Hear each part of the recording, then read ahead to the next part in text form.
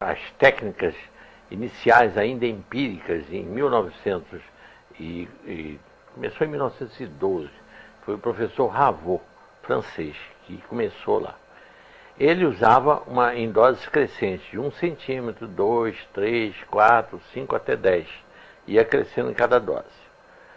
Depois, o Gesso Teixeira já não fazia assim. Ele dava logo uma dose única, e como ele interessava uma dose, quer dizer, para evitar a infecção pós-operatória, então ele dava logo 10 ml de uma vez, e 5 dias depois fazia outras 10 ml, que era como eu comecei aplicando por ordem de meu pai, quando operava os pacientes.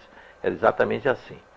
O que eu cheguei à conclusão é que a dose varia com a gravidade do problema.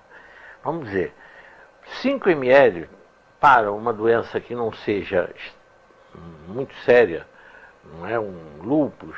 Lúpus eu só uso 10 ml. Lúpus, miastenias graves e artrite reumatoide eu uso 10.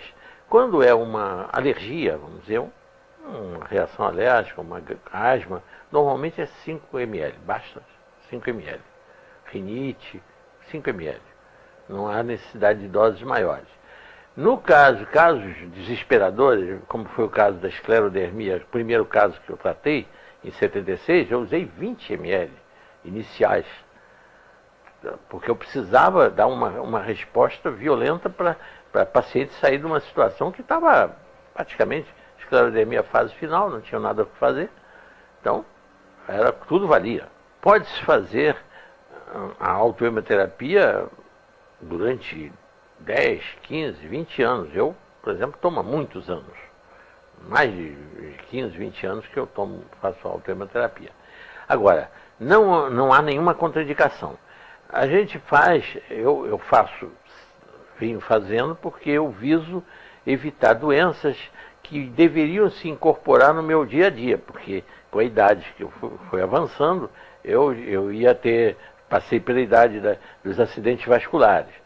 Muito bem, então tomava para evitar o acidente vascular, tanto cerebral quanto cardíaco, né? Agora estou tomando porque também me protege contra o câncer, mantendo o meu sistema imunológico ativado. Eu tenho sempre macrófagos prontos para devorar as células que com a idade, ou até jovem, até aparece, porque célula cancerosa de vez em quando é como numa fábrica, um controle de qualidade. Existem sempre produtos que não saem corretos. E tem que haver um controle de qualidade. O nosso controle de qualidade é o sistema imunológico, que faz o controle de qualidade das nossas células. Então isso realmente é necessário. Não há limite de uso, de tempo. Pode-se usar uma vida inteira. Eu mando os pacientes fazerem assim. Faz uma série de 10 aplicações, depois descansa um mês. Alguns casos que nem precisa, é só como prevenção, descansa 2, 3 meses, depois faz outra série. Seria, vamos dizer, para usar de forma permanente, agora com intervalos, dependendo os intervalos da finalidade com que está sendo aplicada a autohemoterapia. Se for apenas preventivo, pode fazer intervalos grandes. Se for visando um problema, uma doença que já houve e que tem que ser mantida sob controle, aí faz intervalos menores. Faz 10 aplicações, 30 dias de intervalo e tudo. Quando chega muitos pacientes, eu começo com 10 ml na fase aguda da doença e depois eu reduzo para 5 por semana, porque não precisa mais. E tem pacientes, e agora vou dar o exemplo do caso que a minha vizinha lá de Visconde de Mauá, que tem uma casa lá, ela teve uma doença que ia cegá-la, ela teve toxoplasmose e já estava com 20% da visão. E então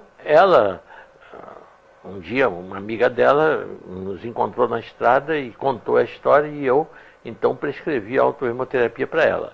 Ela, por conta dela, quando viu que melhorava, ela aumentou de 10 para 20 ml. Tomava 10 em cada análise, 20 ml. E ela recuperou 80% da visão. E ela até hoje faz. Isso já tem mais de 10 anos, bem mais, né? E ela até hoje ela faz isso aí. O intervalo entre uma aplicação e outra é de 7 dias. Casos raros que eu faço de 5 em 5 quando eu quero manter o nível de macrófago de acima de 20%. Quando não há necessidade disso, quando a infecção ou o problema está sob controle, eu então faço de 7 em 7 dias, porque dá para reativar no 7º dia e volta de novo aos 20%. Porque faltou eu explicar que do momento que se aplica, faz-se a autohemoterapia, leva 8 horas para a taxa de 5% chegar a 22%. Cada hora vai subindo. O Jesse Teixeira, a técnica que ele usou para comprovar a ação da autohemoterapia, foi uma coisa muito simples. Simples porque depois que a gente lê, né? Porque a descoberta que é difícil. Ele descobriu que, usando uma substância cáustica que se chama cantárida, e passando na coxa, forma-se uma bolha. Aí o que ele fez? Ele resolveu tirar o líquido da bolha e contar o número de macrófagos. E constatou que tinha 5%. Aí fez vários dias de uma bolha e constatava que era 5%. Aí fez a autohemoterapia e começou de hora em hora a tirar umas gotas dessa bolha. A cada hora o nível de macrófagos ia subindo e no fim de 8 horas chegou aos 22%. E ele constatou que durante a semana toda, os 5 dias manteve sempre os 20%. Todo dia ele tirava e mantinha os 20%, 22%. Do 5º ao 7º dia é que começou o declínio. Então ele fez isso em coelhos. Ele fez a autohemoterapia em coelho. E verificou que terminava a ação da autohemoterapia quando o sangue terminava, porque ele sacrificava o coelho e verificava. Voltou de novo aos 5%, foi ver no local que tinha sido aplicado o sangue, já não existia mais sangue. Mas a autohemoterapia também é usada em veterinária. Se usa em vaca que tem uma doença vírus que chama-se